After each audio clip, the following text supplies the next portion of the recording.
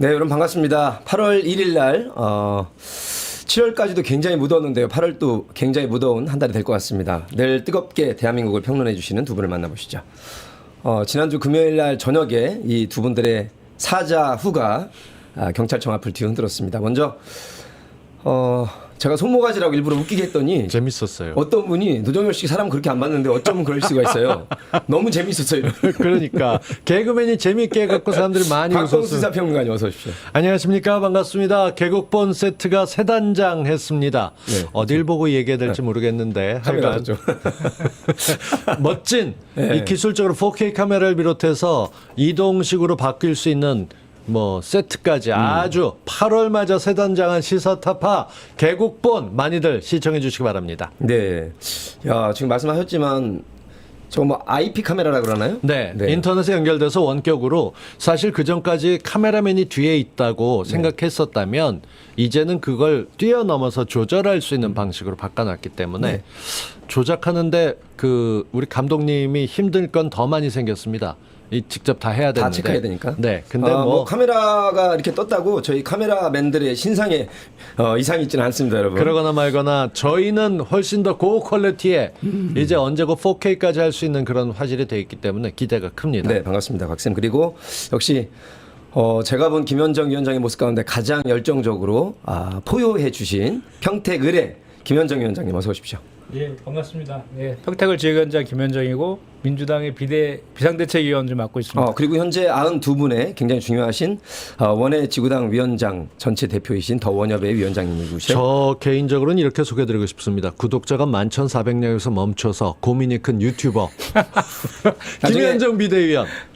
평택 김현정 TV입니다. 꼭 평택이라고 하셔야 됩니다. 김현정 맞습니다. 씨가 가수 한 분 유명하고 또 모 방송 아침 MC로 유명하신 분이 네. 있어가지고 평택 의뢰 김현정 TV를 꼭 시청해 주시기 근데 바라겠습니다. 스튜디오가 이렇게 막 얼핏 보면 약간 주방 같기도 하고 이렇게 보니까 CCTV처럼 막 사방에 네. 카메라들이 있어가지고 앞뒤 사방으로 다 이렇게 보이니까 더 약간 조심해야 됩니다. 예, 이거. 새로운 느낌이네요. 예. 낯설지만 좋죠. 비대위원으로 맹활약하고 계시기 때문에 더군다나 오늘이 8월 첫째 주 월요일이고 또 8월 네. 1일이라서 내일은 또 경찰국이 출범을 한다고 합니다. 일단 한 달 전망을 좀 해주신다면. 네. 일단 우리 민주당부터 좀 살펴보면 네. 이제 전당대 레이스가 본격적으로 이제 시작이 됐어요. 이번 달에 하죠. 예, 네. 어제 이제 최고위원 토론회, 방송 토론회를 시작으로 해서 오늘 저녁에 이제 당 대표 후보들 토론회가 처음 시작되고요. 3일부터 5일까지 이제 그 강원도하고 TK 쪽에 투표가 네. 진행되고 8월 6일 날 이제 그 지역 경선, 네. 지역 순회 경선 하면서 개표하는 그런 일정으로 해서 8월 그러니까 한 주마다 결과가 나오는 거군요. 그렇죠. 매번 그동안 나오고. 그랬지만. 예, 네. 예. 그래서 그런 기조로 될 것이라 생각하고 지난번에 왜 저희가 코로나 확진세가 너무 심각해서 윤석열 정부의 그 가학 방역이라고 그때 하셨죠. 가학 방역이 반발을 못 알아서 하겠습니다. 해라 이 방역 그 정책 때문에 너무 코로나 확진세가 그 가파르게 올라가지고 더블링까지만 이렇게 생기는 그런 데에서 부득이하게 이제 현장 투표 전당대회 현장 투표를 하려던 걸 온라인 투표로 이제 부득이하게 바꿨는데 네. 그게 이게 우연인지 뭐를 잘해서 그런 것 같지는 않은데 그 예상치 있잖아요. 예상치보다 약간 수치가 하향돼서 나왔대요. 네. 어제. 그러면 그래서 혹시 하향세가 계속 이렇게 유지가 되면 네. 다시 그래도 전당대 열기가 좀 필요하니까 5% 할 수도 5%좀 하는 것도 고려를 하고 조심스럽게 있다. 한번 고려하고 있다. 그래서 그거는 8월 중순경에 가서 다시 한번 재고해 보자. 이렇게까지 오늘 이제 비대위 회의에서 얘기가 됐어요. 그래서 지금 현재 이제는 그야말로 전당대회 시즌이기 때문에 이제 우리 그 당 지도부의 목소리보다는 그 후보들의 입을 통한 이제 이야기들이 언론에 많이 이제 회자되고 그럴 것 같아요. 그래서 그 당에서는 그 후보들을 통한 이제 윤석열 정부의 실정이라든지 그 여당의 내홍이라든지 이런 거 관련된 그 메시지들도 강하게 좀 전달할 필요가 있어서 그런 거에 대해서는 저 후보들한테 우리 공명선거 실천단 그 저 출범식 할 때 그런 네. 얘기들은 같이 좀 논의했고 이제 그래서 지금은 당과 앞으로는 8월 한 달은 당과 후보들 입에서 서로 이제 그 정부 여당에 대한 견제와 선명 야당의 모습들을 같이 보여주자 이런 기조로 갈 것 같고요. 그다음에 이제 아시겠지만 우리 그 윤석열 정부 직선제 대통령 직선제 이후 최초로 20%대 지지율을 3달 이내에 찍은 최초의 이제 20%대로 추락한 네. 그 정부가 됐는데 뭐 원인은 뭐 다들 아시겠지만 인사 실패 또 인사 실패가 가장 큰 원인이고 여러 가지가 많죠. 정치 모범고 종북몰이 다들 이제 합쳐진 건데 결국은 이 윤석열 정부가 그 무능 프레임을 벗지 못할 것이다라는 게 일반적인 그 저 시각들이에요. 국민들의. 가장 타격이 큰 것이 그 두 글자죠. 맞습니다. 냉정하게 얘기하면 마지막에 사실 문재인 정부도 이런저런 의미에서는 무능이라는 두 글자에서 벗어나지 못했습니다. 아주 냉철하게 얘기하면. 그 전 여러 가지 보통은 나쁜 방향으로 끌고 가고 망칠까봐 걱정했다면 이건 일을 할 줄 모른다라는 걸 꾸준히 보여주고 있습니다. 경제 위기에도 어떤 대응을 할 것인지 모르고 국민들 눈에는 오로지 권력을 잡는 데만 혈안이 돼 있는 것 같아서 정부 각 곳에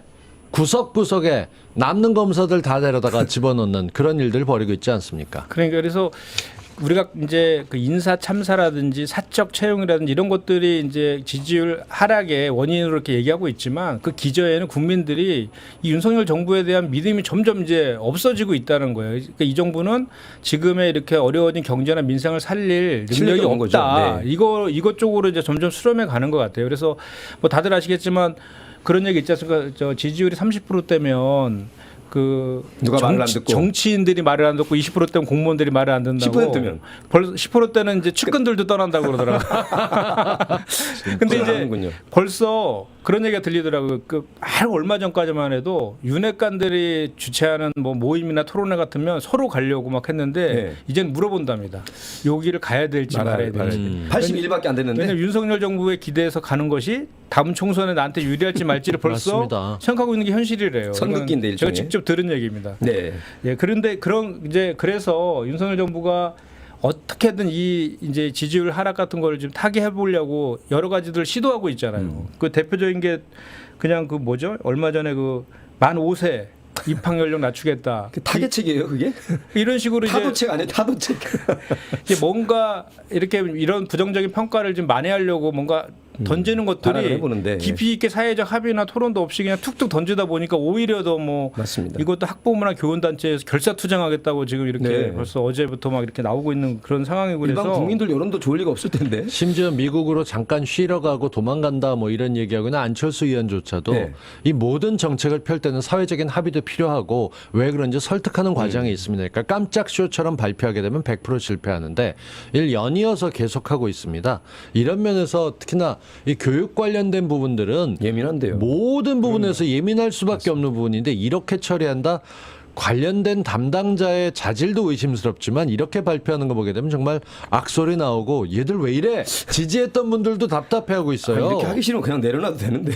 아니 그래서 또 하나 이제 지금 이 지지율 만회하려고 8.15 특사 지금 이제 검토하고 있는 거잖아요. 그거 뭐 먹힐 이유가 전혀 없죠. 그것도 지금 뭐 저 이명박 그 MB 사면 관련해서 부정적인 요인이 또 훨씬 많은 맞습니다. 상황이니까 그래서 다만 이제 그런 예측들은 좀 하더라고요. 이제 뭐 그 작은 폭이나마 좀 약간 그 개편을 하지 않을까 이렇게 그러니까 그 단편적인 대통령실 관련해서 좀 일부 개편을 하지 않을까를 조심스러운 전망을 하는데 그 기조라든지 이런 거를 완전히 바꾸는 그런 수준은 절대 하지 않을 것이다라는 네. 또 전망이기 때문에 결국은 그 이 부정적인 이 흐름 같은 거를 그 잠재우기에는 정말 힘들 거다라는 이제 그 흐름이 있어요. 신용은 해도 본질이 네. 바뀔 가능성은 없다. 예, 윤석열 정부 어쨌든 관련해서? 윤석열은 오늘부터 5일간 윤석열 대통령은 휴가에 들어갑니다. 지난주까지만 해도 휴거에 들어간다고요? 휴가에 들어갔는데 휴거면 이렇게 옛날 사람 근데 그 보통 휴가 갈 때 어디 가는지 목적지는 밝히지 않는다라고 지난주만 얘기했는데 오늘 아침에 마치 큰 결심이라도 한 듯이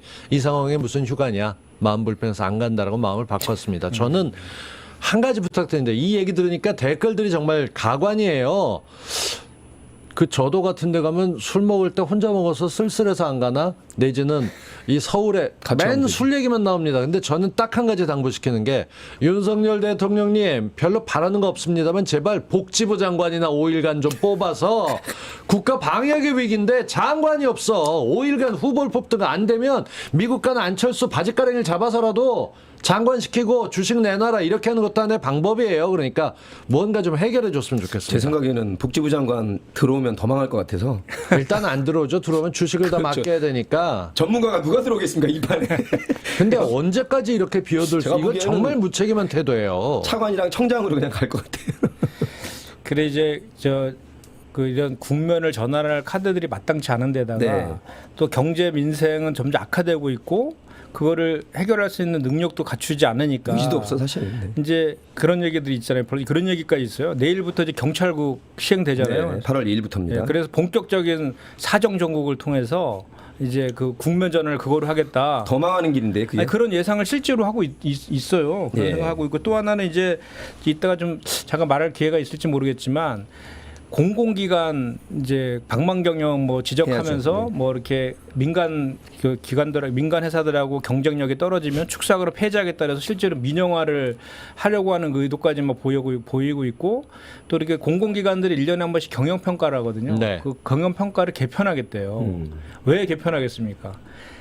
그러니까 방만 경영과 뭐 이렇게 경쟁력을 높이겠다라고 개편하는 게 아니라 많은 국민들이 이제 어떻게 생각하냐면 누구 자르려고.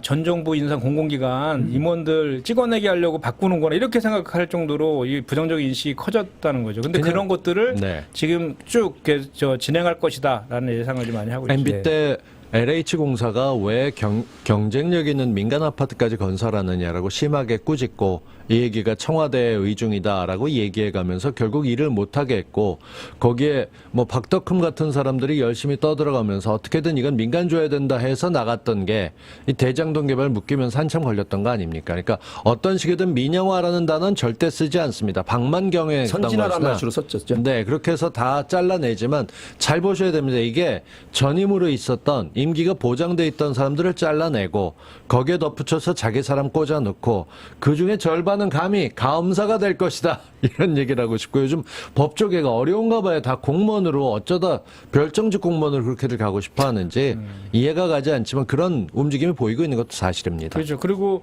그 뭐 인사뿐만 아니라 지금 좀 전에 말씀하셨지만 대장동 건 그때 공공개발 하려는 걸 이제 민간 개발하던 거를 이재명 당시 성남시장이 공공개발을 넘겼을 때 그 네. 당시에 성남에 있는 그 지금의 국민의힘 소속 국회의원이 국정감사에서 그 LH 공사 사장 불러다가 왜 너네가 민간 그 개발하는데 관여하려고 하느냐 뭐 이런 식으로 막 난리 다그쳤잖아요. 났었죠. 그렇죠. 그러니까 그런 투기와 관련된 또 DNA들이 갖고 있는 정당이어서 그렇게 또 악용될까봐 또 그것도 염려되는 지점 중에 맞습니다. 하나인 네. 건 맞죠.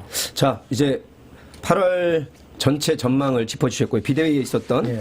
방송할 수 있는 버전 정도로 말씀해 주셨습니다. 더 비밀 사안이 있을 텐데 그건 나중에 차차 여쭙기로 하고. 예. 경찰 장악 음모 우리 두 분이 금요일 날 저녁에 사자후를 토해서 저지하려고 했던 일단 이대로라면 시간표상으로는 내일 출범을 합니다. 경찰국이라는 이름으로 짚어보겠습니다. 일단 우리 김현정 위원장님이 그토록 이렇게 피토하면서 사자후를 울부짖었던 왜 안 되는 것인지 어떻게 저지해야 되는 것인지 한번 총론적으로 짚어보겠습니다.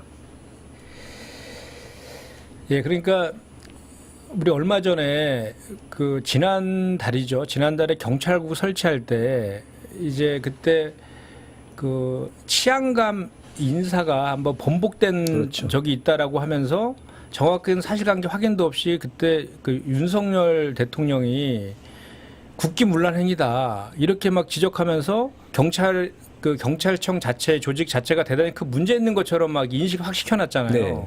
그리고 또 하나는 그 이상민 행안부 장관이 그 경찰서장들 그 회의 그 주말에 그 휴가 내서 그 경찰의 미래 경찰국 설치에 관련된 염려들을 우려하는 것들을 목소리를 의견을 취합해서 그 경찰청장 내정자한테 전달하려고 하는 그 회의 자체를 하나회가 12 사태 그 쿠데타를 일으킨 걸 모의한 거에 비교해서 이렇게 강하게 막 세게 몰아붙였잖아요. 그래서 경찰을 거의 경찰 조직을 만신창이로 만들어놨잖아요. 근데 지금 그거 내용에 대해서 팩트 확인해 보니까 이게 경찰청장 그러니까 그 행안부에 파견된 치안 정책감 그러니까 실무자가 실수로 그렇게 한 거라고 이렇게 좀 확인이 됐잖아요. 그 인사번복 사태가 예, 인사번복 사태가. 근데 그때 인사번복 사태 그 책임을 지고 경찰청장까지 사퇴한 얼마나 중대한 그때 김감룡이 그랬죠. 네네. 상황이었어요. 김감룡. 네. 근데 확인해 보니까 그 행안부에 파견 나간 그 행안부 쪽에서의 실무자의 실수라고 확인이 된 거잖아요. 근데 누구 하나 이거 관련해서 사과하거나 뭐 하는 없습니다. 사람이 없잖아요. 그러니까 개통으로 보자면 경찰 쪽의 실수가 아니라 행안부 쪽의 실수다. 행안부에 파견 나간 치안 정책감의 책임이라고 발표했잖아요, 고인들이. 그래서 결국은 그리고 하나하나 쿠데타 사건도 그 비유한 것도 다 경찰국 저 신설을 하기 위해서 그 윤석열 대통령의 지시에 의해 윤석열 대통령의 의중을 맞춰서 행안부 장관도 같이 한 그런 짜맞추기 각본이라는 얘기를 그 당시에 많이 이 했잖아요. 시행령이 장관령이 아니에요. 대통령령이에요. 대통령령이죠. 이게 아마 나중에 탄핵 사태가 되면 적극 시도를 안 했더라도 대통령으로서 대통령령의 이름에 대한 책임을 져야 되거든요. 맞습니다. 이 부분 굉장히 중요한 걸 겁니다. 네. 네. 아니 그리고 나서 이제 경찰국 다 이제 통과시키고 그 국무회의 통과시킨 다음에 이제 다 확정이 되니까 그때부터 무슨 경찰 그 현장이랑 소통한다 그러면서 그 29일 날 윤석열 대통령이 신촌 지구대 방문하고 그 행안부 장관이 울산 경찰청 방문하고 이렇게 하고 있는 거거든요. 그러니까 너무나 얼마나 이게 그러니까 사전에 이미 경찰국 설치하기 위해서 사전에 정해놓고. 정해놓은 각본대로 이렇게 움직여놓고 이제 와서 아닌 것처럼 이렇게 행사하는 게 더더욱이 이제 기가 찬 일이죠. 더원협 위원장이시니까 그 당시에 사자훈은 한 10분 정도 하셨어요. 한 1분 정도로 네. 왜 안 되는지 일반 국민들에게 어떻게 우리 비대위나 민주당 전체 차원에서 이렇게 홍보합니까? 짧게 할 때는 왜 안 되는지. 31년 전에 저희가 87년 6월 항쟁 때부터 해서 우리가 이제 민주화 투쟁이나 이런 거 할 때 보면 항상 저 치안본부라는 곳에 불려가서 박종철 고문치사 사건도 그렇고 권인숙 씨 성고문 사건도 그렇고 항상 치안본부 불려가서 네. 물고문 당하고 뭐 고문 당해서 사망하는 이런 일들이 반복적으로 일어났었잖아요. 그래서 그거에 대한 반성으로 91년도에 그 치안본부를 없애고 경찰청을 외청으로 독립시켜 준 거 아닙니까? 네. 그 역사를 30년 이전으로 돌리려고 하니까 어떻게 그 피와 그 투쟁으로 일궈온 민주주의를 한순간에 정말 정치 보복을 하려는 사정기관을 장악하기 위한 그런 의도, 사적인 그런 그 의도와 아니고서는 사심 때문에 그 민주주의 역사를 30년 밑으로 후퇴시키는 거에 대해서는 참을 수가 없는 거죠. 10초 남았습니다. 그래서 이거는 제가 봤을 때는 그때 마지막에도 제가 말씀드렸지만 국회에서 할 수 있는 모든 가능한 법적 정치적 수단들을 동원해서 네. 막아야 된다고 생각하고 그게 국민의 뜻이라고 저는 확신합니다. 알겠습니다. 자, 역시 또 최고의 명연설을 선사해 주신 우리 곽쌤님. 그 최민희 의원님이나 그 밖에 정청래 의원님 그리고 두말할 필요 없이 지금 김현정 비대위원님께서도 경찰이 장악되면 안 된다 얘기를 하셨어요. 법적으로 마련된 건 91년이지만 사실 이 모든 발단이 된 건 87년에 네. 어이없는 그 당시 청년들이 약했던 게 아닙니다. 근데 탁하고 친이 억하니 죽었다라는 얘기가 나올 정도로 뻔뻔했던 정치권이 경찰을 민주화의 궤도로 올렸는데 무려 4년이나 걸렸습니다. 네. 지금 해수로 따지면 35년째가 됐는데 중요한 건 경찰 장악에서 저는 장악이라고 생각합니다. 웬만한 권력 가운데서 없는 데가 없어요. 금융감독원도 그렇고 뭐 국가정보원도 그렇고 온갖 정부 기관들보다는 검사 출신이라는 게 이젠 뭐 여기저기 할 거 없이 공정거래위원회까지 다 가 있는데 무슨 법제처도, 얘기를 하겠어요. 상황이 이렇다 보니까 이들은 웬만한 기업들을 겁주거나 조직을 겁줄 그런 권력은 이미 잡았습니다. 검찰을 갖고 있는데 일반 시민들을 옥죄기에 가장 좋은 것이 바로 경찰입니다. 어떻게 보면 유일하게 남아있는 기본 권력이라고 할 수 있는데 이것까지 행안부 장관이 통제하겠다. 이건 대한민국 민주주의와 궤를 함께한 경찰을 제대로 무릎 꿇리겠다는 것이고요.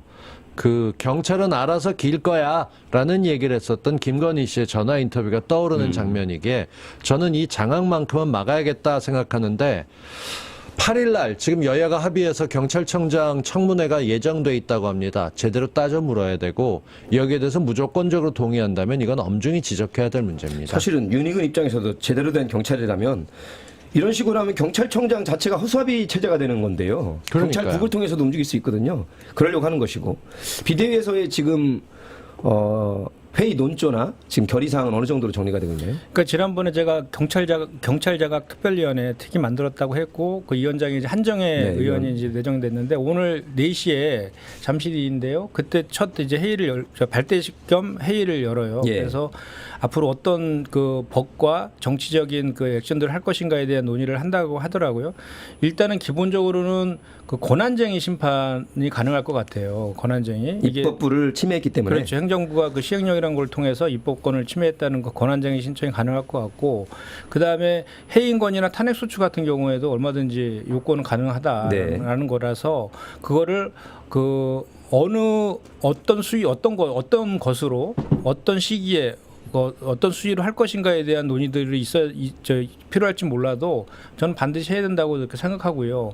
우리가 이번에 이 경찰국이 설치하는 과정들을 한번 보세요. 81일 만에 걸렸어요. 81일 만에 속전속결로 그 시행령을 통해서 이제 경찰국을 그 설치했는데 그 입법 예고 기간도 40일에서 4일로 단축시켰잖아요. 10분의 1로 줄이고요. 이것도 지금 맞습니다. 입법성이 지금 다퉈지고 있는 건데 정말 말 그대로 31년 만에 그 경찰을 통제하는 그게 부활한 것인데 이것에 대해서 국민의 60%가 다 반대하고 있고 그 염려하고 있잖아요. 그리고 정치권도 반대하고 시민사회 노동계부터 다 반대하고 있음에도 불구하고 그냥 몰아붙이고 있는 이 독단과 독선의 뭐랄까 자신감은 어디서 나왔느냐를 우리가 좀 볼 필요가 있는데 이 윤석열 정부는 제가 봤을 때는 아까도 제가 말씀드렸지만 이 오랫동안 검찰 특수부 검사 출신 검찰총장이어서 그런지 몰라도 이 국민들을 이렇게 뭔가 이렇게 통치의 대상으로 생각하는 기본적인 마인드가 깔려 있다라는 생각이 좀 들고,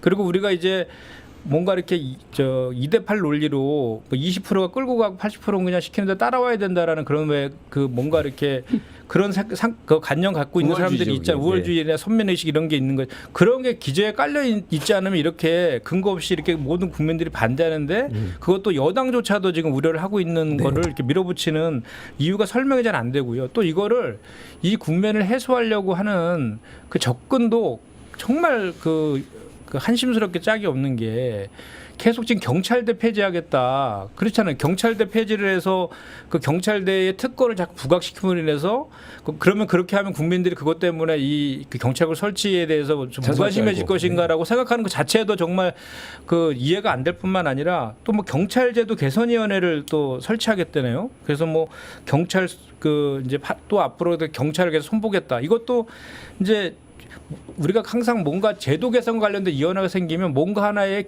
규제나 통제가 생기는 걸 의미하는 거잖아요. 그래서 경찰국을 통해서 이미 행안부에서 경찰에 대한 거를 인사권을 지금 다 손아귀에 넣은 데다 그것도 모자라서 또 제도 개선 위원회를 만들고 경찰대 폐지를 논의하겠다라는 것은 안전히 그냥 그 본인들의 입맛에 맞게끔, 사실 거꾸로 얘기하면 이런 거 아니겠습니까? 그래 경찰대 출신들이 그 자기네들이 제거해야 될 질서인 대상이다라고 그 사람들은 판단했기 때문에 그런 시도들을 하지 않을까라는 많은 국민들이 그렇게 생각하고 있거든요. 이거에 대해서 설명을 좀 설득력 논리가 있어야 되는데 제가 아무리 그쪽 관점에서 생각을 해보려 해도 생각이 안 되거든요. 그렇게 따지면 판검사는 왜 그 임용되면 4급 상급을 줍니까? 아니 다 좋고 그럴 수 있고 자기네들 권력을 잡으려니까 갖다 붙이는 거는 충분히 이해가 됩니다. 그들은 그렇게 권력을 잡아서 모두 다 입을 닥치게 만들고 싶은 거라고 해석이 되는데, 저는 이해가 안 되는 게 여수 국회의원인 주철현 의원님은 민주당 의원인데 찬성하고 있습니다. 여기에 이런 양반들 봤을 때 우리가 지금 민주당에서 이런 의원들에게 몰아꾸짖거나 이건 잘못됐거나 최소한 당신이 하는 얘기를 털라고 할 수 있는 창구가 없기 때문에 저쪽에서는 주철현 의원의 한마디 검사 출신이니까 검찰은 되고 경찰은 안 된다 식으로 논리 나가는 이런 경찰국 얘기는 정말 제대로 짚어봐야 될 거고요. 답답한 게 민주당은 지난 7월 26일, 28일에 프래카드 걸었습니다. 전국적으로. 그거 걸고 오늘까지입니다. 저들은 입법하는 것조차 땡기고 80일 만에 작전하듯이, 사실 경찰을 접수해야겠다라는 얘기는 행안부 장관 취임하고 나서니까 따져보면 40일 정도입니다. 근데 우리는 너무 느긋하게 지금 발표나 대회되는 거 없이 민주당이 좀 더 기민하게 움직여줘야 되는데 위원장 뽑고 주말 쉬고 그리고 거기 민주당 의원에서 정청래 의원이 나오긴 했지만 정청래 의원이야 그렇다 쳐도 뭐 다른 의원들도 지금 저희가 걱정하는 건 이러다 우물쭈물 전당대회 모드로 넘어가서 그냥 이슈거리로는 사용하지 않을까. 이거 정말 막을 수 있고 제대로 해야 되는 건데 간 보는 것처럼 보이게 되면 아닐 거라 싶어서 오늘 오후 4시 회의 좀 제대로 돌아가길 그리고 기대하겠습니다. 그 현장에서 저도 우리 평택을 지역위원회도 그 평택 경찰서 앞에서 1인시 계속 하고 있거든요. 1인시도 하고 있고 우리 원외 지역위원장들은 그 다 공유해 갖고 전국적으로 좀 하고 있고요. 또 지난 금요일 저희도 참석한 그 민주시민 집회라든지 또는 뭐 직장 협의회에 내부적으로 이렇게 투쟁하는 것 지금 다방면에서 하고 있죠. 그래서 이런 그 국민적인 지지 힘을 받아서 우리 더불어민주당이 정말 세게 안에서 대책위에서 해나가야 되는 그런 동력을 삼았으면 좋겠다는 그 생각이고요.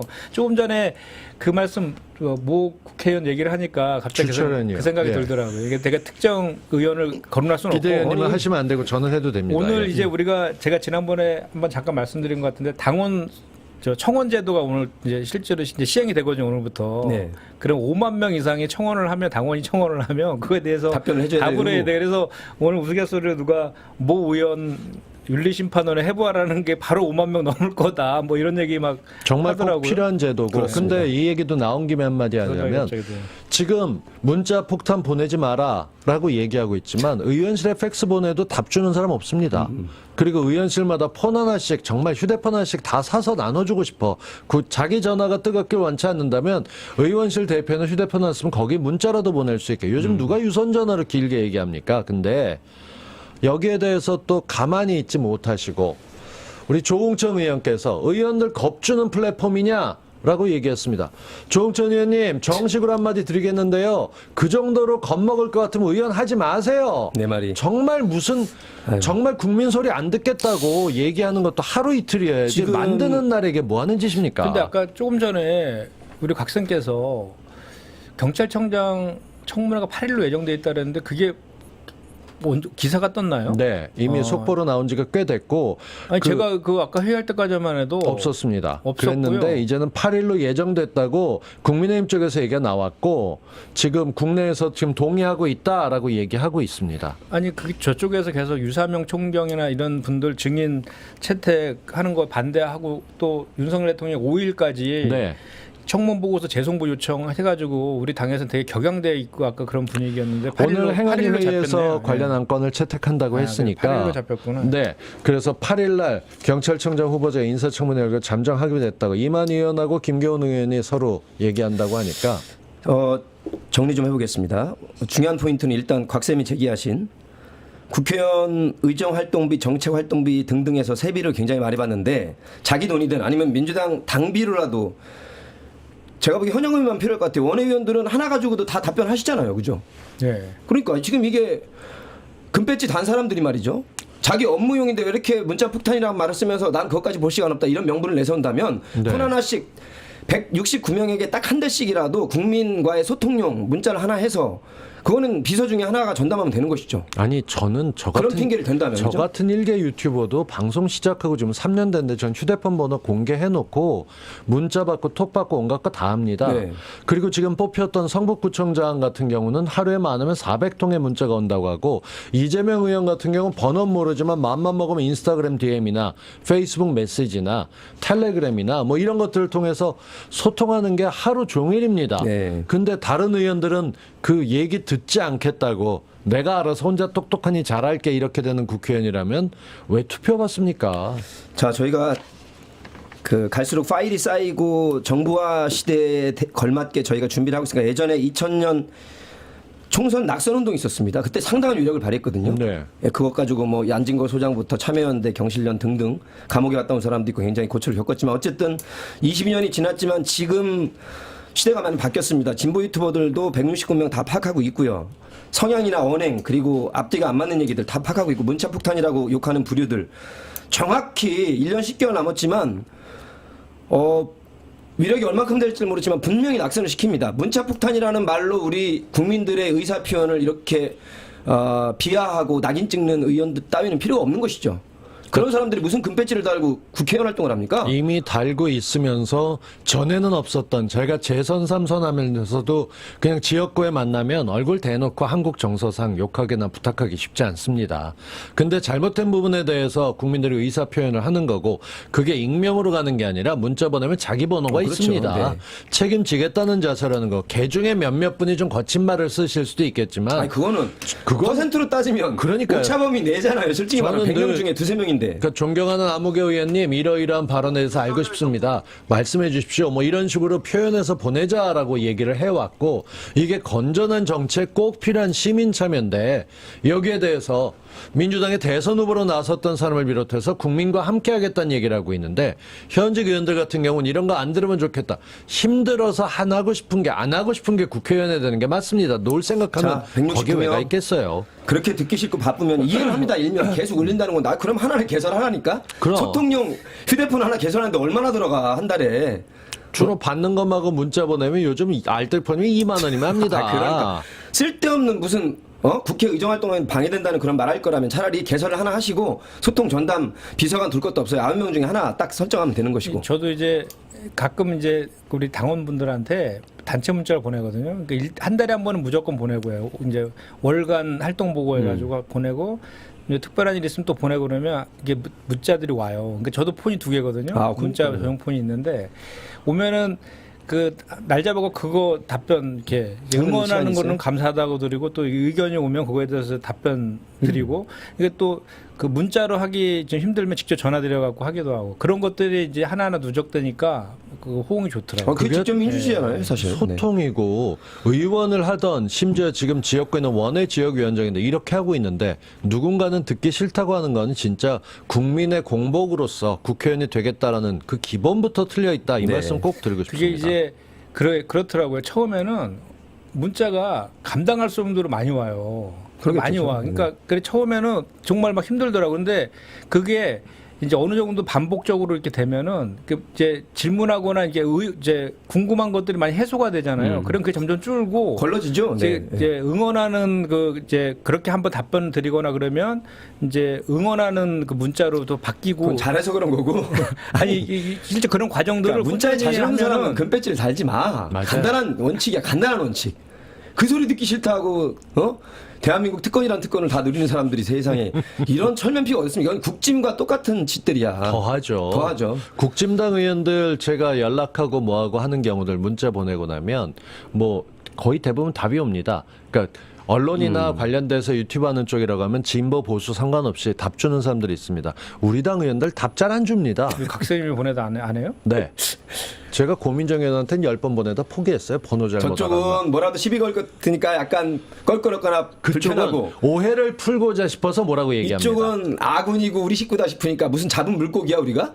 그렇게 취급하는 거죠. 도대체 아니, 아무튼 정신들이 저는 항상 이 정식 클리핑 나오면 이렇게 절반을 이렇게 반성문 쓰다 가는 느낌. 아니죠. 아니에요. 김현정 위원장 같은 분만 있으면 민주당이 여기까지 왔겠습니까? 지난 대선 지선 다 이겼을 겁니다. 그럼 2년 2개월 동안 헛질할만 하고 지랄이라고 다 헛짓들만 하고 저기요 낮방송이거든. 지 사람 듣다 보니까 열받잖아. 아니 근데 저는 조응천 의원이 화가 나는 게 생각이 다를 수 있어요. 근데 저희가 예전에 박지원 위원장을 뭐라고 심하게 얘기했던 게 출사표 받으면서 지방선거 출마하던 날 하필 그 현장에서 우린 사과해야 됩니다 얘기해서 적어도 오늘은 말할 게 아니다 했듯이 조응천 의원이 반대하고 의원 꾸짖는 플랫폼이냐 볼 수도 있어요. 그렇지만 오늘 작정하고 이게 시스템 유지도 힘들고 바깥에 사람이 다니는데 길을 놓으라 했습니다. 그러니까 우상호 비대위가 잘한 것 중에 하나가 국민들이 문자로라도 소통하고 싶어 하게 되면 그걸 대신해 줄 수 있는 창구를 만든 건 칭찬받아 마땅할 일이고 저도 부담이 되겠지만 의원이 최소한 오늘 할 말은 아닙니다. 근데 이렇게 똥오줌 구분이 안 되는 사람이 민주당 욕하는 그러니까 조금밖에 얘기 나올 때마다 제일 먼저 나오는 게 어떻게 민주당이 뭔가 하려고 그러면 욕부터 하는 이런 사람이 우리 의원이라는 게 너무 부끄럽고요. 자, 아직 시간이 그래도 많이 남아 있어서 감사원 쪽 얘기랑 공공기관 혁신 쪽 얘기 한번 이슈 제기해 보겠습니다. 근데 감사원장이 최재형이었다가 네. 뭐 최재 씨만에 무슨 일 있어? 최재해야? 최재형에서 최재해. 무슨 형제도 아니고 왜 그래 여기 이름?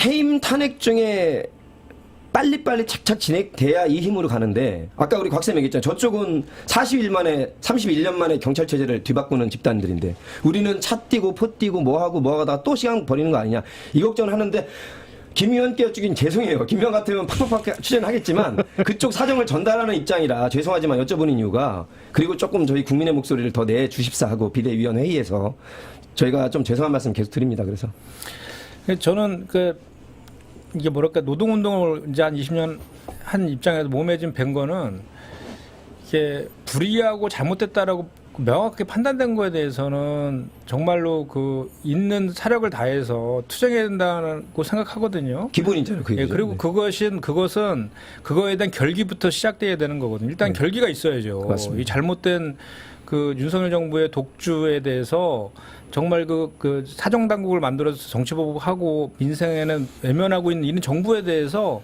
정말 센 선명 야단의 모습을 보였을 때 우리 국민들의 지지를 우리가 받을 수 있는 거잖아요. 그 네. 힘으로 또 총선 대선을 이길 수 있는 네. 거라서 이런 것들은 사실은 어떻게 보면 뭐 여야의 이런 뭐 이렇게 절충이나 타협이나 이런 문제는 아닌 거예요. 왜냐하면 저쪽에서는 지금 이미 치고 막급한데요, 지금. 예, 네. 뭐 뺨 때리고 들어왔는데 네. 그냥 뭐 여기서 맞은 사람이 뭘 어떻게 아니 이거 어떻게 그러니까 피해를 당한 피해자가 고소 고발을 하고 이런 법적인 조치를 해야 될 사람이 그거 갖고 어떤 고민을 해야 되는지 사실 그게 더 국민들 의아할 거라고 저는 생각해요. 좀 이해가 할 안 겁니다, 되는 제가 게 볼 때는. 민주당 내부 문서를 보게 되면 중앙당 대책기구 중심의 집중 투쟁 기간이라고 지금 얘기를 합니다. 그래서 7월 26일에 프랭카드를 걸었고 28일에 그러고 난 다음에 오늘 대책위원회 발대식하고 규탄대회입니다. 네, 그러니까 네, 오늘 그렇죠. 저녁 때 우리가 의원들이 다 들고 있는 거 네. 규탄한다라고 보겠죠. 예. 저는 이걸 보고 그러고 난 다음에 내일 공표하게 되면 당일 대책위가 행원위 소속 의원들이 용산 집무실에 항의해서 방문한다고 얘기합니다. 좀 다르게 얘기하면 아파서 누군가가 쓰러졌습니다. 권력을 뺏기고 응급 앰뷸런스가 오게 되면 수에 꽂고 숨쉬게 만들게 기도 확보하고 그다음에 심장이 멈추면 전기 충격이라도 줘야 되는데 그 바깥에서 권력을 뺏기고 누가 쓰러졌는데 프랑카드만 들고 있는 것 같습니다. 국회의원들이 갔었으면 이게 뭔가 대책을 해야 되는데 이번 주에 살리기 위해 살 수 있는 모든 긴급 조치를 해야 되고 저희는 시민들은 금요일 날 기민하지도 않습니다.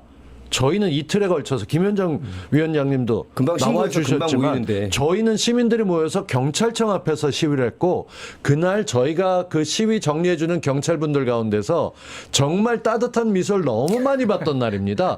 그분들 그랬는데 주말 동안 아무것도 활동이 없고 오늘 회의 대책회의 그것도 오후 4시에 그렇게 하고 내일 방문하고 그 사이에 실질적으로 막을 수 있는 조치는 단 한 개도 없습니다. 이런 게 문제라는 거예요. 지금. 이게 국민들 보기에 정말 긴급하게 대책한 것인지 아닌지에 대해서 뭔가 위원장이 혼자 나와서 예컨대 이런 게 다르죠. 저희가 지금 탄핵을 검토하고 있거나 위헌적인 걸 하고 있고 최대한 빠르게 주말 동안 검토해서 월요일에 발표하겠습니다. 오늘 대책단 발표를 그래서 제가 보겠다고 하는 게 발대식하고 사진만 찍고 나게 되면 전 단언할 수 있습니다. 이거 이번 주에 쇼하고 끝납니다. 그러니까 이게 김현정님은 저희 편이니까 김현정 의원한테 뭐라는 게 아니에요. 민주당 의원한테 말하는 겁니다. 왜 플랜카드 들고 쇼하고 어떤 분은 치어리더만 하냐. 액션을 취해야지. 행동으로 들어가야지. 입법부가. 만약에 말이죠. 169명 중에 169명 가반 이상이 안 한다 그러면 우리가 판단할 겁니다. 아, 민주당은 버리거나 깨거나 별 생각을 우리가 할 겁니다. 그건 우리 민주시민이 하는 겁니다. 유삼영 총경이 시행령 국가가 됐다고 그랬어요. 법치 국가가 아니면. 그럼 민주당의 법률자문지원단에서 유삼영 총경의 얘기가 맞다든가 헌법상에 어떻게 돼 있다든가 이런 쪽에 대해서 정리한 리스트라도 지금 나와서 발표가 돼야 됩니다. 저는 오늘 그게 나올지 그게 없으면 그냥 흉내만 내다 끝날 건데요. 괴롭히려고 하는 게 아니라 이게 정말 국민들의 삶을 짓밟는 권력을 자기네들이 가져가겠다는 건데 이런 쪽에 대해서 너무 나이브하게 나태하게 대응하는 거 아닌가 걱정스러워서 드린 말씀입니다. 그렇게 돼서는 안 되고요. 네. 당연히 이제 강한 선명 야당의 모습으로 나가야 되는 건 맞는 것 같고 오늘 대책단이 이제 지난주부터 준비를 했었잖아요. 그때 제가 그때 방송 때도 말씀드렸던 네. 것 같은데 지금 권한쟁의랑 그 탄핵 소추, 해임 건의에 대한 법률적인 검토는 밑에서 지금 하고 있는 그런 단계인 것 네. 같고 그걸 발표하는 시점에 대해서는 지금 그 보고 있는 그 정도의 저 타임인 것 같아요. 그러니까 근데 저희 같은 경우는 이제 그 시민들이나 우리 현장에 있는 우리 당원들이나 이런 분들은 이제 계속해서 이게 이 부당함에 대해서 국민들께 알려야 되니까 뭐 촛불 집회도 하고 1인 시위도 하고 현수막도 걸고 이렇게 하고 있는 건데 그런 것들을 아까도 말씀드렸지만 그 힘을 그 동력을 바탕으로 당에서도 빨리 이제 최대한 빠른 시간에 최대한 이렇게 치고 나가는 거를 보여줘야 되겠죠. 그리고 이제 국회가 이제 개원이 됐잖아요. 이제 예. 역대 16대 이후로 가장 늦게 이제 적원됐지만 그래서 상임위가 행안위 차원에서도 계속해서 지금 질의가 좀 들어가고 있고 뭐 그런 절차들이 좀 진행되고 있으니까 그 희망은 버리지 예. 마시기 아니, 바랍니다. 당연히 김 위원장님 대변인이나 이런 것들 예를 들어서 유명 인사 하나가 쓰러져 병원에 입원하면 수술 끝나고 며칠간 기다리게 하는 게 아니라 미국은 소통이 중요한 나라고 언론의 자유가 있다고 얘기하니까 지금 뭐가 어떻게 됐는지 가감없이 공개합니다. 저는 민주주의에서 민주당이 잘 못하고 있는 것 중에 하나가 정보를 자꾸 감추고 그리고 정리된 다음에 어떤 분 그렇게 얘기하세요. 전략을 다 공개하면 저쪽이 막을 거 아니냐. 그런데 그런 무슨 이슈가 있고 아닌 꼼수를 이슈가 쓸 게 아니거든요. 이거는 대놓고 이렇게 하고 있다고 국민들의 점수 따는 게 지금 저희가 법률 검토하고 있습니다라고 위원장이 발표하고 내일 오후쯤 어떻게 일정을 명확하게 얘기해야 되는데 맞습니다. 요즘 로드맵을 제시해 여름철 주셔야 어디 되고. 놀러 가도 일정표 보고 아니, 가는데 근데 이건 민주당 어디 가는지 모르겠어요. 김 위원장님은 그냥 저희한테 답변을 주시는 건 아니고 저희 방송인이라고 생각하시고 우상호 비대위 체제가 아직 유지가 됐기 때문에 당 대표입니다. 그리고 계신 분들은 최고위원이고 그 다음에 169석의 거대 의석을 이끄는 박홍근 원내대표는 그야말로 의회의 왕입니다. 그리고 한정혜 위원장님은 그야말로 가장 중요한 위원장 3인방이라고 볼 수도 있어요. 네. 이분들이요 법률 검토요? 이런 거는 제가 1시간이면 다 써서 만점 맞을 수 있는 그때도 그랬잖아요. 우리 셋이 무슨 법률 검토를 합니까? 이렇게 명백한 거를. 그리고 지금 되게 중요한데 민주당 앞으로 내년 총선까지 토요일날 일요일날 쉬지 마세요. 토요일날 일요일날 쉬는 날이 아니에요. 그럼. 우리 시민들도 토요일날 데모 나가고 시위 나가고 그러는데 왜 민주당 의원들은 쉽니까? 제가 아는 반나절만 일하고 그때도 발표하시고 그때도 나가시고 투쟁해요. 뭐 하시는 겁니까? 제가 토요일날 아는 일요일날 그런 날이 의원들은 아닌데. 토요일날 안 쉬고 시민들 만나서 토크쇼하고 바쁘시던 분이 계시더라고요. 그런 분들처럼 주말에 안 쉬고 일해주길 바라는 것. 전 사실 딴 건 아니고 경찰청 문제가 심각하고 경찰국으로 만들어서 경찰청을 금위에 묶는 문제는 30 몇 년 만에 권력을 거머쥐려는 이건 진짜 검은 의도입니다. 거기에 대해서 지금 민주당이 과정을 설명하면서 같이 가고 노력하고 있다는 걸 해야 진짜 탄핵 포인트도 중요하지만 국민들에게 마음을 얻을 포인트인데 너무 이거 일단 했으면 어쩔 수 없어 식으로 얘기한다면 그것도 답답한 것이고 사실은 박근혜 국정농단도 몇 달 동안은 국민들이 이끄는 거 아니에요? 맞습니다. 그래서 안 될 것 같았지만 기적같이 200석이 모인 거 아니에요? 가만히 있어봐 내가 정리하고 할게 이러고 멈춰 있는 거 아닌가 싶어서 그리고 그게 빨리 좀 김현정 답답한 위원장이 거죠. 급배차 달았으면 2년 동안 맹활약 그랬을 텐데 너무나 천추의 한이고요. 그러니까 답답해요. 이거 진짜 우리 각세님은 우리 지금 감사원이 지금 자기 헛발질하고 있잖아요. 막 네. 권익위 뭐 방통위 막 포렌식까지 동원하고 그러는데 우리 그 감사원에 대한 감사는 누가 해야 되는 겁니까? 그거는 원래 없어요. 권력 분립이라. 저도 질문을 좀 하는.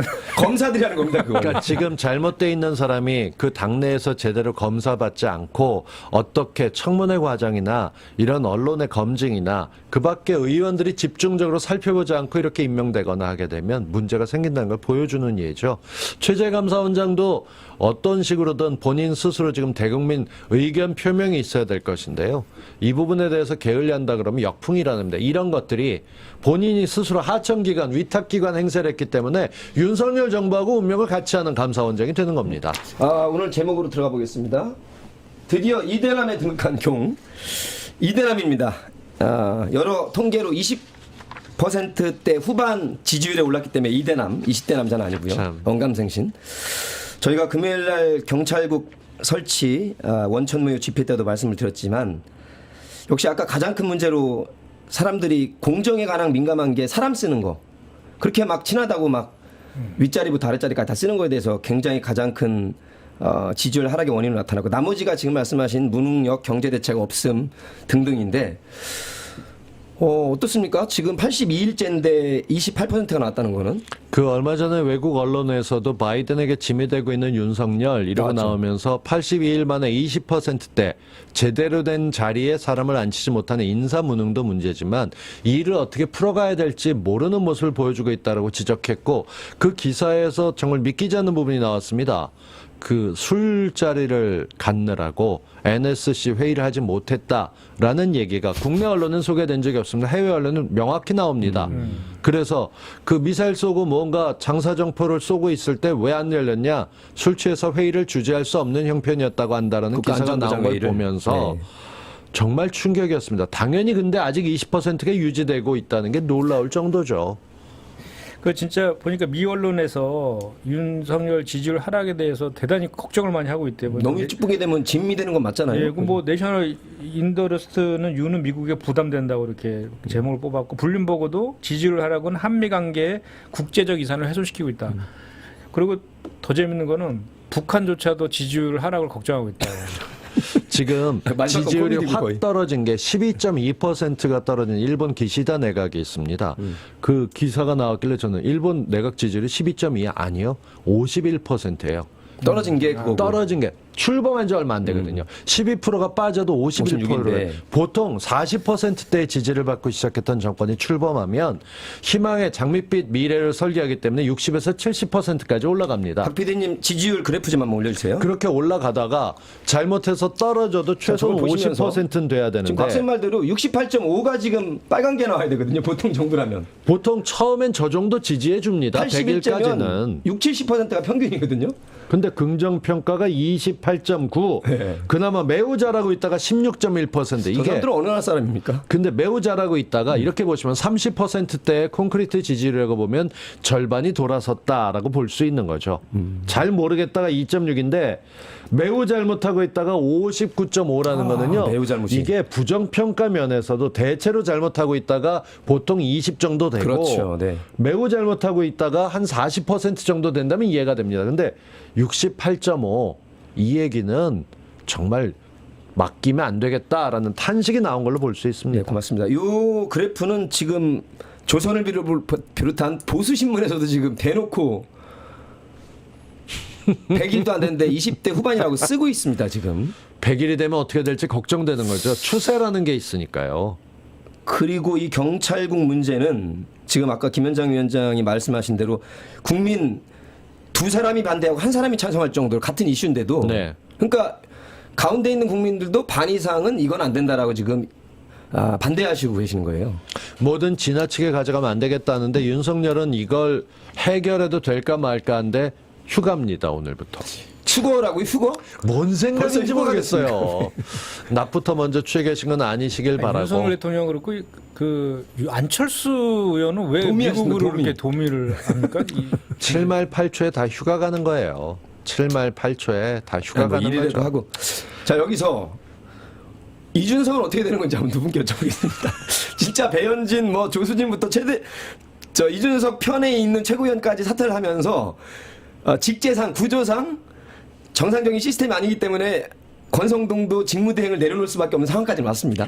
근데 그 과정에서 윤석열의 입김이 들어간 거로 보이는 게 기사가 났죠. 비대위 없다라고 얘기하고 그냥 간다 했었는데 갑자기 지지율이 떨어지자마자 입장이 바뀝니다. 이건 둘이 텔레그램을 주고받았다고 아주 상식적으로 추측하게 되는데 비대위원들이 물러나면서 그러니까 최고위원이 물러나면서 직무대행이 아니라 비대위를 꾸리겠다 얘기하니까 사실 이준석의 6개월 후 복귀가 어려워졌다라고 볼 수 있고요. 이 자리 노리는 사람, 뭐 조경태는 자기가 비대위원장 자리 추천받았다는데 근거 없는 것 같고요. 경태에 빠지신 것 같아요. 그리고 지금 김기현은 내가 이 자리를 차지해보겠다라고 탐내고 있는데 누가 될지 몰라도 당내에서 사람을 뽑건 당내외에서 뽑건 이준석 문제를 해결하지 못하면 누가 와도 똑같은 일 벌어집니다. 근데 지금 그 예상으로 얘기하시는 의원들은 다 아닌데 잘못 그러니까요. 예측하신 그러니까 거고요. 언론이 지금 나오고 있는 게 그 둘을 하고 있는데 아무도 거기는 해당되는 사람이 없습니다. 제 생각에는 정진석, 주호영, 정우택 외부에서는 그 김병준 어. 이 정도가 지금 그 유력한 이제 후보군이라고 전 들었습니다. 김병준이 별도 사무실도 얻고 있고 최근에 자리 맡을 게 없는데 어떻게 이게 가능하냐 했는데 그게 추측설로는 가장 높긴 하죠. 근데 이게 지금 최고위원회가 9명이잖아요. 9명인데 지금 현재 이준석은 지금 당원권 정지로 징계 중이고, 예. 그리고 이제 김재원 최고가 그만뒀죠. 유럽 여행하고 계십니다. 그 사퇴했잖아요. 양반. 네. 사퇴했죠. 네, 사퇴해서 사퇴하고. 지금 그러면 이게 지금 그 재적이 7명이냐? 아니면 8명이냐 이것도 해석에 대한 분분하다고 하대요. 근데 거기서 확실하게 얘기하면서 그 우동사라는 별명 가진 배모 의원이 그만두시고 그 다음에 굉장히 인상 속에 계신 조모 의원도 사퇴하시고 배현진, 조수진. 네. 그리고 또 다른 의원까지 하면서 완전히 이젠 비대위 체제로 가겠다라는 방향을 잡은 것 같은데 네. 이 과정에서 어디든 선거하게 되면 조용해집니다. 권력 잡으려는 사람들이 나오니까 윤석열 이걸 통해서 아 왜 나만 갖고 구박해 국민의힘 구박해 이렇게 하고 좀 여당으로 시선을 넘겨놓은 것 같은 것 돌리려는, 같고 요 사이에 빠져나간 거지 안철수가 안 근데 깨려고. 중요한 것은 이미 언론을 통해서 이런 이제 비대위 체제로 전환하는 거에 윤석열 대통령의 의중이 있다라는 게 지금 언론을 통해서 이미 확인이 되고 있는 그런 상황에서 이미 국민적인 신뢰는 이미 누가 그러더라고요. 국민의힘은 너무 투명하대. 그러니까 뭐 텔레그램도 공개하니까. 그러니까 그 다음 수순이 뭔지가 너무 이제 국민들이 다 예측 가능하다는 거예요. 너무 투명해서. 좋은 뜻인데. 근데 비대위로 사실- 갔다 조기전대를 갈 거다. 그 의중엔 윤석열이 있다 뒤에. 근데 그 과정에서 지금 이준석은 완전히 없잖아요. 실제 네. 존재하고 만나고 있는데 그 자꾸 시인을 젊은 정치인을 시인으로 내몰고 있죠. 그 섬에 가면 카메라가 있을 때 없을 때가 다른데 이 섬은 그런 거 없다 뭐 이런 소리 해가면서 근데 일단은 이제 그 법적인 해석에 있어서 그 해석이 이제 분분하잖아요. 그래서 저기 이준석 측에서는 지금 이게 그 이제 비대위원장을 임명할 권한 대행이 있지 직무 대행이 갖고 있지 없다. 않다라는 게 첫 번째 하나가 있는 거고 또 김용태 최고랑 정미경 최고는 사퇴할 생각이 없다는 거잖아요. 그래서 본인들의 그 최고위원회 지위를 그 강제로 박탈당하면 가처분 신청도 가능한 하겠죠. 거잖아요. 네네. 가처분 신청을 할 건지 말 건지 이런 것들에 따라서 제가 볼 때 이준석 측에서 그냥 호락호락하게 넘어갈 것 같지는 않아 보이거든요. 그럼 이 사태가 계속해서 또 이어져 갈 공산이 크고. 그러니까 꼼수로 권한대행이란 말하고 직무대행했다 지금 그 자기네 당원 당규에 치이고 있는 거 아닙니까? 네. 꼼수로 시작하니까 계속 나갈 때마다 정미경 의원 사실 의원 아니잖아요 지금 최고위원만 하고 계시니까 어떻게 하겠어요? 본인 거기 있어야지. 그러니까 일단은 비대위로 넘긴 다음에 당원 당규를 고쳐서 조기전대를 좀 해야 되는데 지금 그 비대위원장 임명과 관련해서 지금 해석상에 여기서 딱 걸려 있으니까 그게 좀 어떻게 풀릴지도 참. 네. 근데 이런 것까지 우리가 걱정해야 됩니까? 아니 그쪽에서 대비를 하고 있어야죠. 언제 붕괴될지 모르기 때문에 만일의 사태는 우리가 준비하고 있어야 되고 김수환 누님이 비대 전문은 김종인이나 박지현 씨가 유력합니다. 재밌는 김종인은 말씀 그 주셨습니다. 장기적으로 하는 비대위원장 전문이죠. 이렇게 전당대회 바로 치르는 그런 관리형 비대위원을 안 하죠. 비대위원장 하라고 지금 그 한 것 같은데 제가 보니까. 받을 리가 없고. 네. 자, 이게 참 웃고 있을 얘기가 아니고요. 82일 만에 저도 이런 정부는 처음 봐서 이명박근혜도 겪어봤지만 근데 여기서 걱정해야 되는 건 이게 만약에 더 가라앉으면 어떻게 될 거냐는 얘기입니다. 그러니까 도어 스태핑도 없고 아무것도 안 하고 있으면 오히려 회복되는 몸이 그렇지 않습니까?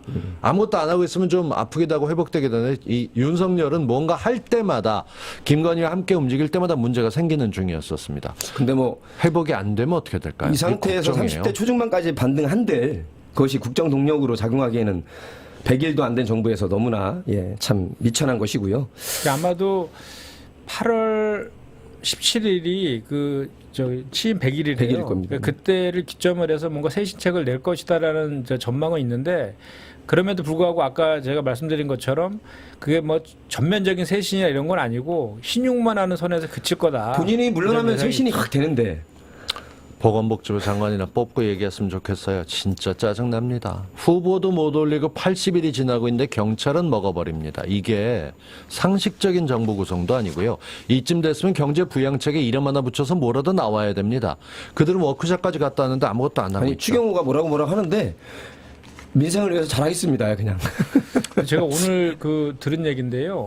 코로나 관련된 예산이 21억밖에 지금 안 남았다고 그러더라고요. 네. 그래서 뭐 그 확진자들이 확진됐는데도 순규 검사를 안 받는데요. 왜냐하면 확진이 되면 그 전에는 그 지원금이 나왔잖아요. 네. 지금은 그 지원금이 이제 끊겨가지고 안 나오니까 그러면 이제 직장도 못 나가고 이렇게 되니까 그거를 숨기고 있는 사람들이 되게 많다라는 우려도 있고 또 대형 병원에 그 음악병실이 다 지금 소진되고 없대요.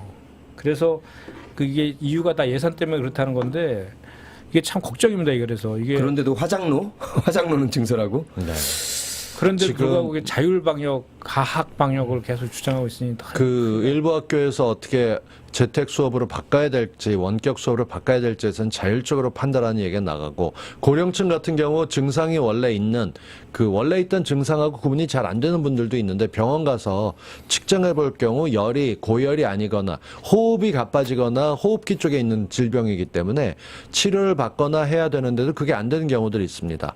50조 급하게 풀고 지금 사회를 안정화시키는 데 있어 손 놓고 있고, 휴가철은 전국적으로 이동합니다. 이거 되게 겁나는 상황입니다. 자, 제 결론은 이걸만 지금 62대 28 정도로 2배가 뭡니까? 한 2.3배 정도로 국민들이 부정이 많고 긍정이 이렇게 낮은데 민주당은 지지율이 비슷해요. 이만큼 못하고 있다는 겁니다. 지난 그래서 주말이나 요 뭐만 간극을 했어도 메우기를 간절히 뭐라고 해야 되나 경고합니다, 민주당에. 예. 자, 30초씩 마지막 최종 총평하시고 마치겠습니다. 먼저 하십시오. 지금 정말 그 경제 민생이 풍전등화고 대통령의 지지율은 20%대로 주저앉았는데도 지지율에는 연연하지 않는다고 하는 정부입니다. 그래서 저희가 아까 우리가 계속 1시간 동안 얘기했던 내용이 그런 건데, 그래서 우리는 자꾸 이제 저쪽이 못하는 거를 이렇게 반사 얘기를 얻으려고 할 게 아니라 우리가 할 것을 빨리 찾아서 네. 적시에 타이밍 놓치지 말고 이렇게 당원과 민심을 따라서 이렇게 신속하게 대처하는 게 대단히 필요한 것 같고요. 이럴 때일수록 따박따박 그 원칙을 가지고 오로지 국민들만 보고 나아가는 그런 더불어민주당이 되었으면 좋겠다는 생각을 드네요. 네, 힘들겠지만 당분간은 비대위를 지켜주십시오. 8월 말까지입니다. 네. 네.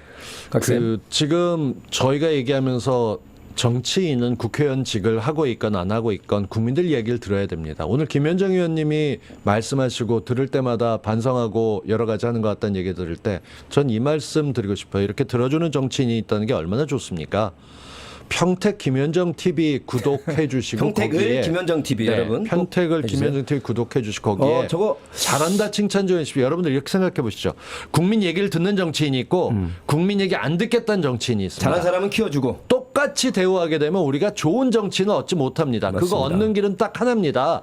지금 뭐 구독해 주는 거 돈도 안 들어가는데 김현정 TV 가서 구독 좀 해주시고 응원합니다. 댓글 하나 써주십시오. 그게 더 영향력 키워야 정치인을 됩니다. 뛰게 만들 수 있는 힘입니다. 맞습니다. 평택을 김현정 TV 가서 저거 위원장님 20년 전 사진 아니에요. 저 2년 전 사진입니다. 농담인데 또 받아주시네. 순진하고 착한 우리 김현정 네. 의원님. 민주당의 승부사 김현정.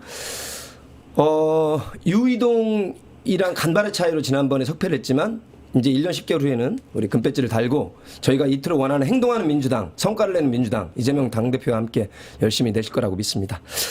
자, 뭐 1시간이 금방 지나가는데요. 그러게요. 아무튼 더위에도 저희 함께 해주시고 감사드리고 저희 스튜디오도 개편했는데 더욱더 좋은 방송으로 오늘도 3,000여 명 넘게 함께 해주셔서 고맙습니다.